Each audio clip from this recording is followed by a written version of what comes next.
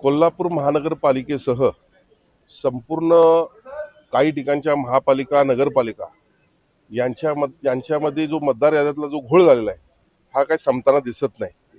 कोल्हापूर महापालिकेच्या 20 वॉर्डामध्ये तब्बल 4,000 4,500 असे मतदार एका वॉर्डातून दुसऱ्या वॉर्डात गेल्याचं आपल्याला निदर्शनास आलेलं आहे. शिवसेनेच्या सर्वच इच्छुक उमेदवारांच्या माध्यमातून आम्हाला अनेक तक्रारी प्राप्त झाल्या आणि त्यामुळे शिवसेनेच्या वतीनं आज प्रशासक कोल्हापूर महापालिका यांना आज निवेदन देण्यात आलेलं आहे. आणि खऱ्या अर्थानं निवडणुकीची प्रक्रिया सुरू असताना यामध्ये प्रत्येकानं अलर्ट राहणं फार गरजेचं होतं. तरी देखील तसं न केल्यामुळं बीएलओच्या माध्यमातून योग्यरित्या काम करून न घेतल्यामुळं या प्रकाराला आपल्याला सामोरं जावं लागतंय. मग याला जबाबदार कोण? तर जे कोणी विभागीय अधिकारी असतील आणि त्याचबरोबर त्यांच्यावरती कंट्रोल असणारे मग ऍडिशनल कमिशनर असतील आणि इतर कोणी उपायुक्त असतील, तर या लोकांना मी या ठिकाणी स्पष्टपणे आदेश दिलेले आहेत. झालं तेवढं झालं. आता इथनं पुढच्या काळामध्ये हे तातडीनं सुधारून घ्यावं